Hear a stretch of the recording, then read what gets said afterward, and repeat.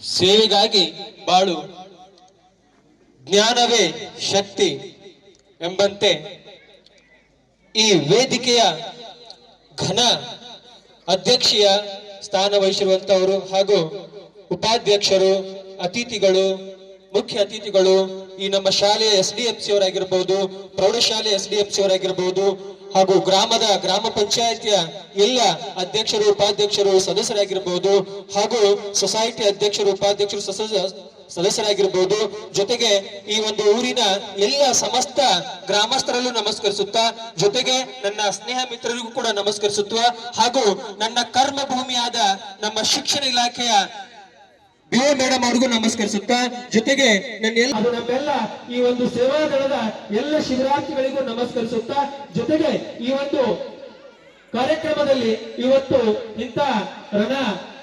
ರಣಭೀತವಾಗಿರುವಂತಹ ಬಿಸಿಲಿನಲ್ಲಿ ನಮ್ಮನ್ನ ತಣ್ಣನೆ ನೀರನ್ನು ಉಣಿಸುತ್ತಿರುವ ಈ ಶಾಲೆಯ ಚಿಲಿಪಿಲಿ ಮಕ್ಕಳಿಗೂ ಕೂಡ ನಮಸ್ಕರಿಸುತ್ತಾ ಈ ನನ್ನ ಒಂದೆರಡು ಅನಿಸಿಕೆಗಳನ್ನ ನಾನು ಇಲ್ಲಿ ಆರಂಭ ಮಾಡ್ತಾ ಇದ್ದೀನಿ.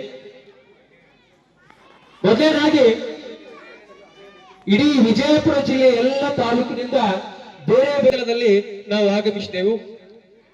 ರಿಜಿಸ್ಟ್ರೇಷನ್ ಮಾಡಿಕೊಂಡ ನಂತರ ನಮಗ ಶಾಲೆಯ ಕೊಠಡಿಗಳನ್ನು ನೀಡಿದ್ರು. ಬಹಳ ಸಂತೋಷ ಏನಂತಂದ್ರ ಶಾಲೆಯ ಕೊಠಡಿಯಲ್ಲಿ ವ್ಯವಸ್ಥೆ ಇರುತ್ತಲ್ಲ, ಆ ಶಾಲೆ ಕೊಠಡಿಯಲ್ಲಿ ವಾಸ್ತವ್ಯ ಮಾಡುವ ಸೌಭಾಗ್ಯ ಕೇವಲ ಶಿಕ್ಷಕರಿಗೆ ಮಾತ್ರ ಇರುತ್ತ, ಅದು ಎಲ್ಲರಿಗೂ ಸಿಗೋದಿಲ್ಲ. ಆ ಒಂದು ಸೌಭಾಗ್ಯ ನಮಗೆ ದೊರೆತದ್ದು ನಮ್ಮ ಪುಣ್ಯವೇ ಸರಿ ಅಂತ ನಾವು ಹೇಳ್ಬೋದು. ಆ ಒಂದು ಪಡಿಸ್ತೀನಿ, ಖುಷಿ ಪಡ್ತೀನಿ. ನಾವೆಲ್ಲ ಮನೆಯಲ್ಲಿದ್ದಾಗ ಭಯಂಕರ ಚಳಿ, ನ್ಯೂಸ್ ಅಲ್ಲಿ ಕೇಳ್ತಾ ಇದೀವಿ. ಇವಾಗ ಚಳಿ ಅಂದ್ರೆ ಭಯಂಕರ, ನ್ಯೂಸ್ ಪೇಪರ್ ಅಲ್ಲಿ ಬರ್ತಾ ಇದೆ, ಚಳಿ ಇದೆ, ಯಾರು ಹೊರಗೆ ಬರಬೇಡ್ರಿ, ಹಾರ್ಟ್ ಅಟ್ಯಾಕ್ ಆಗತ್ತ ಅಂತ ಹೇಳಿ. ಒಂದು ಮಹತ್ವನೋ ಏನೋ ಗೊತ್ತಿಲ್ಲ, ಆ ಹರ್ಡೇಕರ್ ಅವರ ಒಂದು ಶಿಸ್ತು ಏನೋ ಗೊತ್ತಿಲ್ಲ, ಆ ಶಿಸ್ತು ನಮ್ಮಲ್ಲಿ ಬಂದಿರೋದ್ರಿಂದ ಯಾರು ನಮಗೆ ಎಬ್ಬಿಸುವ ಅವಶ್ಯಕತೆ ಇಲ್ಲ. ಮುಂಜಾನೆ ಸರಿಯಾಗಿ 5 ಗಂಟೆಗೆ ಎಲ್ಲರೂ ಎಚ್ಚರ ಆಗ್ತೀವಿ. ಕೆಲವೊಬ್ರು 5 ಗಂಟೆಗೆ ಹೋಗಿ ಮುಂಜಾನೆ ಸ್ನಾನ ಮಾಡ್ತಾರೆ ತಣ್ಣೀರಲ್ಲಿ, ಯಾರು ಕೂಡ ಹೆದರುವುದಿಲ್ಲ. ಆ ಒಂದು ಶಿಸ್ತು, ಆ ಒಂದು ಸಂಯಮ, ಆ ಒಂದು ಬಲ ನಮಗೇನಾದ್ರೂ ಕೊಟ್ಟಿದೆ ಅಂದ್ರ ಅದು ನಮ್ಮ ಈ ಒಂದು ಸೇವಾದಳ ಶಿಬಿರ ನೀಡಿದೆ ಅಂತ ನಾನು ಹೇಳಕ್ಕ ಸಂತೋಷ ಪಡ್ತೀನಿ. ಅದರ ಜೊತೆಗೆ ಮುಂಜಾನೆಯ ಪ್ರಾರ್ಥನೆಗಳು, ನಾವೆಲ್ಲ ಸನ್ನದ್ಧರಾಗಿ ಮುಂಜಾನೆಯ ಪ್ರಾರ್ಥನೆಗೆ ಹೋದಾಗ ಈ ಒಂದು ಶಿಬಿರದ ಮುಖ್ಯಸ್ಥರು ಆಗಿರುವಂತ ಏನು ಕೋಗಿಲೆಯ ಕಂಠರಿ, ಏನು ಅವರ ಮಾತುಗಳು, ಏನು ಅವರ ಮೌಲ್ಯಯುತವಾದ ಸಲಹೆಗಳು, ನಮ್ಮನ್ನೆಲ್ಲ ಬೈದು ಬುದ್ಧಿ ಹೇಳುವ ತಂದೆ ಸ್ವರೂಪಿ ವ್ಯಕ್ತಿಗಳು. ನಾವೆಲ್ಲ ನಿಜ ಹೇಳಬೇಕಂದ್ರ ನಮ್ಮ ಬಾಲ್ಯದ ಶಿಕ್ಷಣದಲ್ಲಿ ನಾವು ಯಾವ ರೀತಿ ಮಕ್ಕಳಾಗಿದ್ದೀವಲ್ಲ, ಆ ಒಂದು ಮಗುವಿನ ಸ್ವಭಾವವನ್ನ, ಆ ಮಗುವಿನ ಸಮಯವನ್ನ ನಾವಿಲ್ಲಿ ಕಳೆದಿವಿ. ಯಾಕಂದ್ರೆ ದಿನ ಒಂದು ಮೂರ್ತಿಯನ್ನಾಗಿ ನಮ್ಮನ್ನು ಏನಾದ್ರೂ ಮಾಡಿದ್ದಾರೆ ಅಂತಂದ್ರೆ ಈ ನಮ್ಮ ಭಾರತ ಸೇವಾದಳ ಮುಖ್ಯಸ್ಥರಾಗಿರುವಂತಹ ನಮ್ಮ ನಾಗೇಶ್ ಡೋಲೂರುಗಳಿಗೆ ಸಲ್ಲತ್ತ, ಅವ್ರಿಗೆ ಜೋರಾಗಿ ಒಂದ್ಸಲ ಚಪ್ಪಾಳೆ ಮೂಲಕ ಧನ್ಯವಾದ ಸಲ್ಲಿಸಬೇಕಂತ ಕೇಳ್ತಾ ಇದ್ದೀನಿ. ಅದೇ ರೀತಿ ಪ್ರಾರ್ಥನಾ ಆದ ನಂತರ ನಾವೆಲ್ಲ ಬಹಳ ಚಳಿಗೆ ಹೆದರ್ತಾ ಇದ್ದೀವಿ. ಯಾವ ರೀತಿ ಮುಂದಿನ ಕಾರ್ಯ ಹಾಕಂತ ನಾವು ಯೋಚನೆಯಲ್ಲಿದ್ದಾಗ ನಮ್ಮನ್ನ ಯೋಗಾಸನ ಮಾಡಿಸಲು ನಮ್ಮ ಒಂದು ಆ ದೇವಾಲಯದ ಮೇಲ್ಛಾವಣಿಯಲ್ಲಿ ಹೋದಾಗ, ಆ ಒಂದು ಭೋಜನಾಲಯದ ಮೇಲ್ಛಾವಣಿಯಲ್ಲಿ ಹೋದಾಗ ಆ ಚುಮು ತಣ್ಣನೆಯ ಗಾಳಿಯಲ್ಲಿ, ಮೈ ಕೊರೆಯುವ ತಣ್ಣನೆಯ ಗಾಳಿಯಲ್ಲಿ ಯೋಗಾಸನ ಮಾಡಿಸುವುದರ ಮೂಲಕ ನಮ್ಮ ಸಂಪನ್ಮೂಲ ವ್ಯಕ್ತಿಗಳು ಆ ಚಳಿಯನ್ನ ದೂರಿಗೆ ಅಡ್ತಾರ.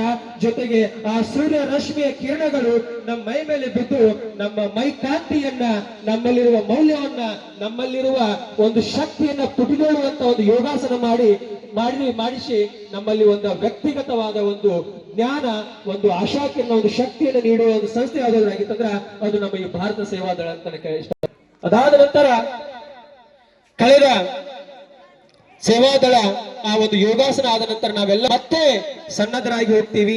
ಅಲ್ಲಿ ಹೋದ ನಂತರ ನಾಷ್ಟ ಆಗಿರ್ಬೋದು, ಮಧ್ಯಾಹ್ನದ ಊಟೋಪಚಾರ ಆಗಿರ್ಬೋದು, ರಾತ್ರಿಯ ಊಟೋಪಚಾರ ಆಗಿರ್ಬೋದು, ಯಾವ ರೀತಿ ಅವರು ಊಟವನ್ನ ಉಣಬಡಿಸಿದಾರೆ ಅಂತಂದ್ರ ಕಳೆದ 6 ದಿನಗಳಲ್ಲಿ ನಾವೆಲ್ಲ ಚಳಿ ಇದ್ರೂ ಕೂಡ, ಎಷ್ಟೊಂದು ತಣ್ಣನೆ ನೀರನ್ನು ನಾವು ಸ್ನಾನ ಮಾಡಿದ್ರು ಕೂಡ ಇಷ್ಟೊಂದು ಆರೋಗ್ಯಯುತವಾಗಿದ್ದೀವಿ, ಇಷ್ಟೊಂದು ಬಲವಾಗಿದ್ದೀವಿ ಅಂತಂದ್ರ, ಇಷ್ಟೊಂದು ಶಕ್ತಿಗತವಾಗಿ ನಾವು ಮಾರ್ಚ್ ಪಾಸ್ಟ್ ಮಾಡ್ತಾ ಇದೀವಿ ಅಂತಂದ್ರ ಅವರು ನಮ್ಮ FT ಪೂಜಾರಿ ಗುರುಗಳು ಸ್ವತಃ ಮುಂದೆ ನಿಂತು ಅಡುಗೆ ಮಾಡಿಸಿ ನಮಗ ಸ್ವತಃ ಮುಂದೆ ನಿಂತು ತಂದೆ ಹಾಗೆ ಇನ್ನೊಂದು ರೊಟ್ಟಿ ತಿನ್ರಿ, ಇನ್ನಷ್ಟು ಆಹಾರ ತಿನ್ರಿ ಅಂತ ಹೇಳಿ ನಮಗೆ ಸಲಹೆ ಕೊಟ್ಟು ಪೂಜ್ಯರು ಎಲ್ಲ ಸರ್ವಧರ್ಮೀಯ ಪ್ರಾರ್ಥನೆಗಳನ್ನ ಮಾಡಿಸಿ ನಮಗೆ ಆಹಾರವನ್ನ ಉಣಿಬಡಿಸಿ ಪ್ರಬಲರನ್ನಾಗಿ ಮಾಡಿಸಿದ್ದಕ್ಕಾಗಿ ಅವ್ರಿಗೂ ಕೂಡ ನಾವು ನಮ್ಮ ಎಲ್ಲ ಪ್ರಶಿಕ್ಷಣ ಪರವಾಗಿ ತುಂಬ ಹೃದಯದ ಧನ್ಯವಾದಗಳನ್ನು ಸಲ್ಲಿಸ್ತಾ ಇದ್ದೀನಿ. ಅದರ ಜೊತೆಗೆ ಬಹಳ ಮುಖ್ಯವಾಗಿ ಹೇಳ್ಬೇಕಂತಂದ್ರ ನಾವೆಲ್ಲ ದೈಹಿಕ ಶಿಕ್ಷಕರಲ್ಲ, ನಾವೆಲ್ಲ ವಿಷಯ ಶಿಕ್ಷಕರು. ನಮಗೆ ಮಾರ್ಚ್ ಪಾಸ್ಟ್ ಅಂದ್ರ ಗೊತ್ತೇ ಇರ್ಲಿಲ್ಲ, ಸುಮ್ಮನೆ ನಾವು ಮಾಡ್ತಿದ್ದೀವಿ.